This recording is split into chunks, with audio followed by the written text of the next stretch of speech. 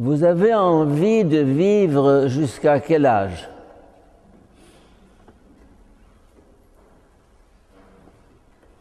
Autrefois, quand on mourait à 60 ans, on était vieux. Maintenant, à 70 ans, on est jeune. Et on peut vivre à 80, la preuve. Et au-delà. C'est bien. Car les progrès de la médecine font que, actuellement, à 90 ans, je vois le père Masson, il galope comme ça, extraordinaire, et d'autres. Et je connais une dame en France qui a 95 et qui donne des conférences. Et je connais un jésuite à Paris qui a dépassé les 100 ans et qui écrit encore des livres gros comme ça. Et je voyais une vidéo récemment d'un savant qui disait maintenant, avec le développement des tissus, la génétique, toutes sortes de trafics d'organes, etc., il nous promet de vivre jusqu'à 1000 ans. Ça vous intéresse? Je vois des gens qui disent non. Oui, évidemment. On va vous injecter des produits, on va vous faire des liftings, et vos chairs qui se ratatinent vont prendre une certaine allure. Mais à quoi ça sert tout ça? On va vous mettre dans des piscines chauffées et dans des maisons climatisées avec des médecins, des gérontologues. Et puis après, un jour on mourra. Ce qui est né de la chair est chair et mourra comme toute chair. Ouh, ben oui, c'est comme ça. Mais c'est désespérant. Pas du tout. Pas du tout.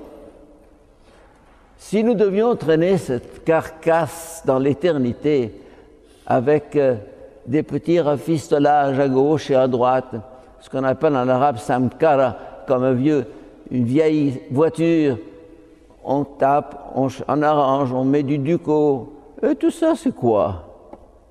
C'est du rafistolage. J'attends autre chose. Oh oui, j'attends autre chose. Quoi? Qu'est-ce que j'attends? La vie éternelle. Pas la vie au ralenti, pas la vie retardée. Vous m'avez ajouté 5 ans, 10 ans, 100 ans, 1000 ans, et puis après, et puis après, et puis après. C'est tout. Ah! Jésus ne nous trompe pas. Et même cette résurrection de Lazare dont on parle aujourd'hui, qu'est-ce qu'elle signifie? Il a ressuscité Lazare. Mais non, il n'a pas ressuscité Lazare. C'est pas ça la résurrection. Pourquoi? Ben parce qu'il a ajouté à Lazare 10, 20, 30, 50 ans de vie. Et puis après, ben il va mourir. Il va mourir finalement. Alors, ben il a gagné 50 ans. La belle affaire. La résurrection de Lazare n'est pas une résurrection, n'est pas une vraie résurrection, n'est pas ce qu'on appelle la résurrection. Un seul est vraiment ressuscité, c'est-à-dire qui a franchi le mur de la mort, qui est entré dans la vie éternelle, immortelle, qui ne finit pas, qui ne meurt pas, c'est le Christ, le seul. Et alors, Lazare, il n'est pas ressuscité? Non! C'est ce qu'on appelle la réanimation d'un cadavre. Comme certains chirurgiens font ça dans une salle d'opération, le cœur s'est arrêté, rien ne fonctionne plus, la respiration n'est plus là, on dit il est cliniquement mort. Eh bien, je vais lui frotter le cœur, et voilà, il ressuscite. Mais non, il n'est pas ressuscité. On lui a donné encore quelques jours, quelques années, et puis après. Et donc, la science, elle ne peut pas dépasser un seuil. Alors, qu'est-ce qui va se passer? Je vais vous dire ça en 2 mots.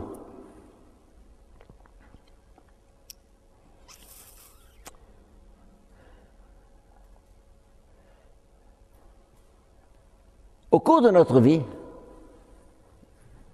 la vôtre, la mienne,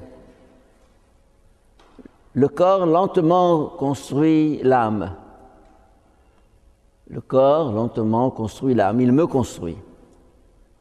À partir de ce que m'ont donné mes parents, mon hérédité, ma nourriture, tout ce que le milieu ambiant m'a fourni, je me suis lentement construit. Et cette âme qui se construit, un jour doit construire son corps d'éternité. Ce corps que j'ai reçu de papa et de maman, c'est pas le mien. C'est celui de mes parents, de mes ancêtres, de ma généalogie. C'est pas le mien. Chacun doit un jour se choisir. Se choisir. Ça, c'est ce qu'on appelle la résurrection. La résurrection, ce n'est pas le corps qui construit l'âme, c'est l'âme qui construit le corps. Et cette âme qui construit le corps, elle ne s'appelle plus âme, elle s'appelle esprit. Saint Paul aujourd'hui, dans son épître, il nous dit « Si tu vis selon la chair, tu mourras avec la chair. Mais si tu vis selon l'esprit, cet esprit, c'est lui qui te ressuscitera. » La résurrection, c'est lorsque, tout à coup, la chair perd son pouvoir sur moi. L'esprit prend le dessus. Et cet esprit, c'est le mien? Non.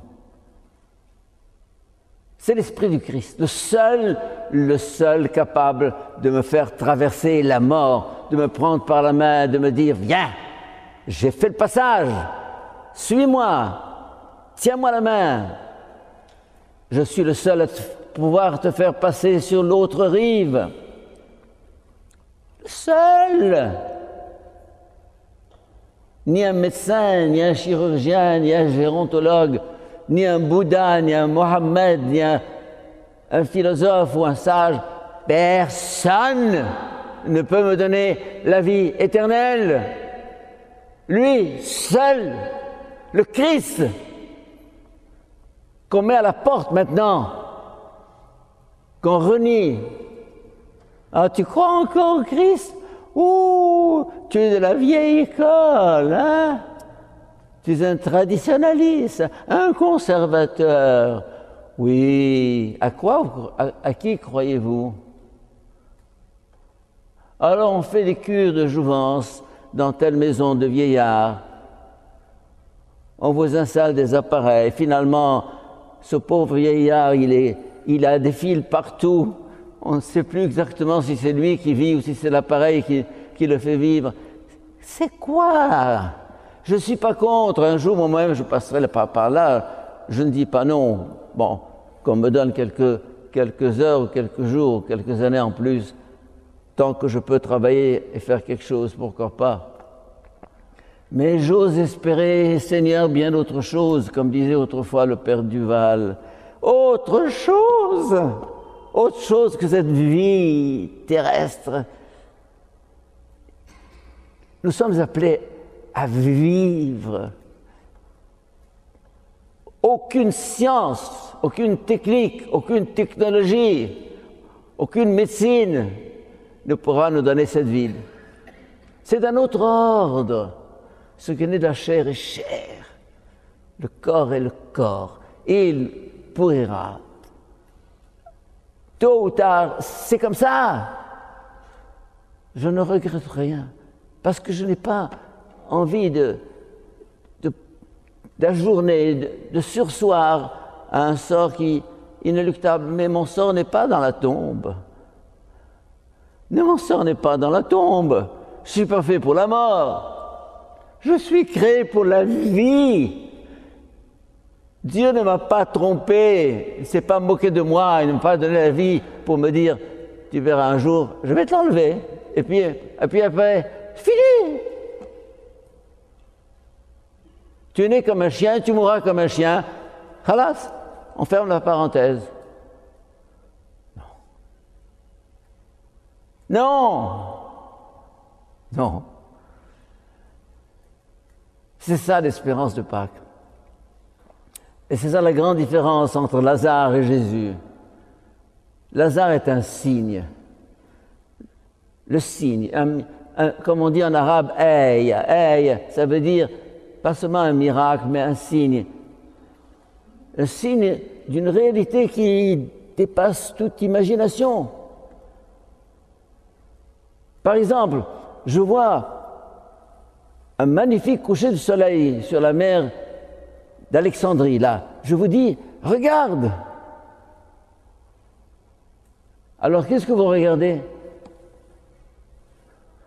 Je vois rien. Je vois ton doigt. Imbécile. Tu vois mon doigt. Mais regarde, je te porte un coucher de soleil splendide et tu vois mon doigt. Eh bien, là encore, nous sommes en train de regarder Lazare. Ah, il est ressuscité. On lui a donné quelques années de plus. Merci Jésus. Mais non. Signe d'autre chose. Signe d'autre chose. Signe de là. Et c'est pour ça que aujourd'hui nous avons cet évangile de Lazare qui nous dit, à travers ça, comprends ce qu'est l'espérance. Cette espérance, nous avons chanté tout à l'heure au début de cette messe, terre d'espérance. Ne crains pas d'ouvrir les yeux. Terre d'espérance, tu verras le jour de Dieu. Dieu, le maître de la vie et de la mort, qui a remis tout pouvoir au Christ, qui est devenu le maître de la vie et de la mort, et qui nous dit, celui qui croit en moi, fût-il mort, vivra, et celui qui croit en moi, je le ressusciterai. De cette résurrection,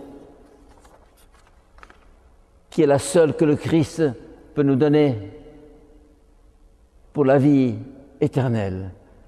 Vivons, mes chers amis, cette espérance folle que le Christ nous apporte en attendant qu'elle éclate au matin de Pâques bientôt. Amen.